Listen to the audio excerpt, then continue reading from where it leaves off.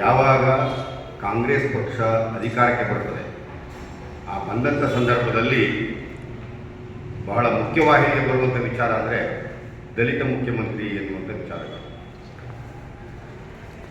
ಯಾಕೆಂದರೆ ಈಗಾಗಲೇ ಸಿದ್ದರಾಮಯ್ಯನವರು 3 ವರ್ಷ ಹಿಂದೆ 5 ವರ್ಷ ಈಗ 3 ವರ್ಷಗಳ ಕಾಲ ದಲಿತ ಮುಖ್ಯಮಂತ್ರಿಯಾಗಿ ಕರ್ನಾಟಕ ಮುಖ್ಯಮಂತ್ರಿಯಾಗಿ ಅಧಿಕಾರವನ್ನು ಅನುಭವಿಸಿದ್ದಾರೆ. ಈಗಲೂ ಕೂಡ ಅವರು ಹೈಕಮಾಂಡ್ರವರ ಒತ್ತಾಯದ ಮೇರೆಗೆ ಬಹಳ ಬಲ್ಲದ ಮನಸ್ಸಿನಲ್ಲಿ ರಾಜೀನಾಮೆ ಕೊಟ್ಟಿದ್ದಾರೆ ಅಂತ ಅನ್ನಿಸ್ತದೆ. ನೋಡಿ, ಅವರ ಅನುಯಾಯಿಗಳು ಅಳುತ್ತಾರೆ. ಮುಖ್ಯಮಂತ್ರಿ ಗಾದೆ ಇರುವಂಥದ್ದು ಸ್ವಂತ ಆಸ್ತಿ ಅನ್ನೋ ರೀತಿಯಲ್ಲಿ ಅಳುತ್ತಾರೆ. ಜೊತೆಗೆ ಅದನ್ನು ಸಾಮಾಜಿಕ ಜಾಲತಾಣದಲ್ಲಿ ಪೋಸ್ಟ್ ಮಾಡ್ತಾರೆ.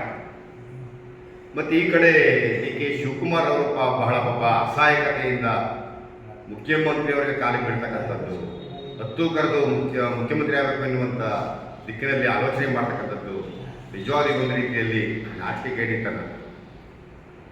ಡಾಕ್ಟರ್ ಪರಮೇಶ್ವರ್ ಅವರು, ಮಲ್ಲಿಕಾರ್ಜುನ ಖರ್ಗೆ ಅವರು ಸ್ವಾತಂತ್ರ್ಯಾನಂತರದಲ್ಲಿ ರಾಜಕೀಯಕ್ಕೆ ಬಂದಂಥ ಕಾಂಗ್ರೆಸ್ ಪಕ್ಷದಲ್ಲೇ ಸಾಕಷ್ಟು ವರ್ಷಗಳ ಕಾಲ ಶಾಸಕರಾಗಿ ಮಂತ್ರಿಗಳಾಗಿ ಅಧಿಕಾರವನ್ನು ಅನುಭವಿಸ್ಕೊಂಡು ಬಂದಿದ್ದಾರೆ.